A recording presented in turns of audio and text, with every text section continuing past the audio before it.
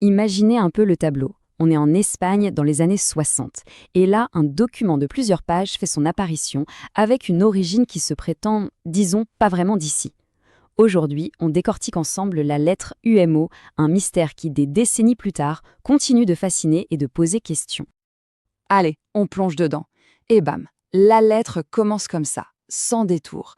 Pas de bonjour, pas de chichi, juste cette phrase, hyper solennelle, qui annonce tout de suite la couleur. On sent qu'on ne va pas lire une simple lettre, mais quelque chose qui se veut historique. Le ton est posé. Bon, pour s'y retrouver dans ce document qui est quand même assez dense, voilà le programme. D'abord, on va regarder la lettre comme un objet. Ensuite, on verra l'origine revendiquée par ses auteurs. Puis, on explorera leur planète, leur société, leur mission sur Terre, et on terminera avec un message codé bien mystérieux. C'est parti!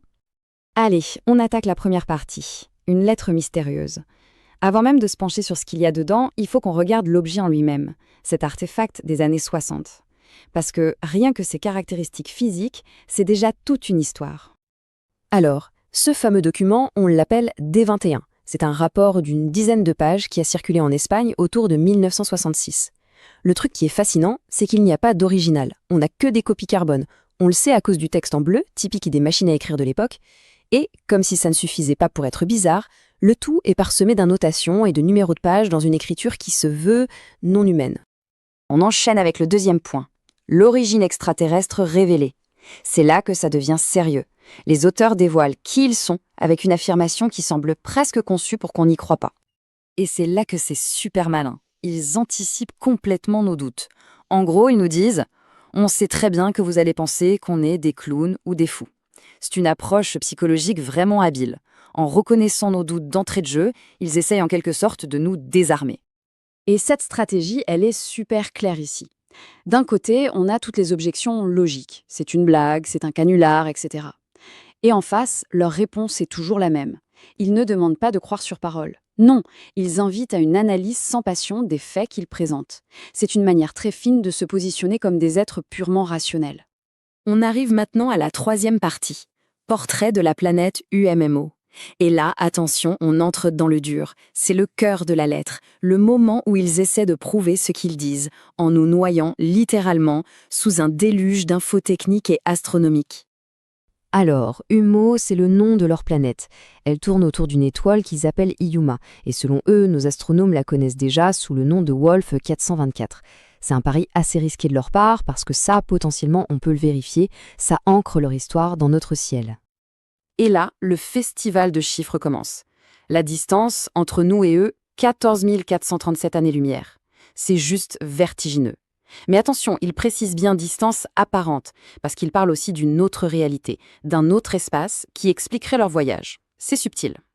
Ensuite, la durée d'une journée là-bas, 30,92 heures. Voilà.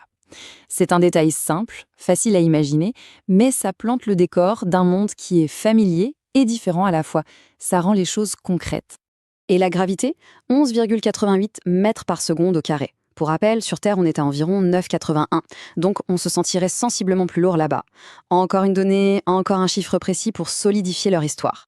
Ce tableau, il résume bien tout ça. On voit tout de suite. UMO, c'est un peu une version plus de la Terre, plus grande, plus massive, une gravité plus forte, une journée plus longue. C'est une façon très visuelle de rendre leur monde palpable, presque réel. Bon, on a vu la planète, maintenant on va s'intéresser à ceux qui y vivent.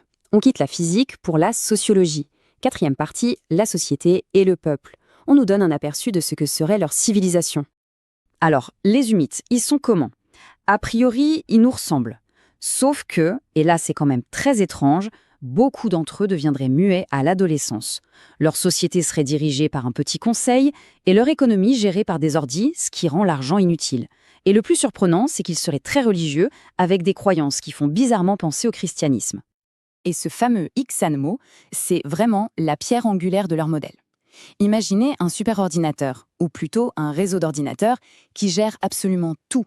Il n'y a plus besoin d'argent parce que tout est abondant et distribué par le système. C'est une vision assez utopique finalement. Cinquième partie.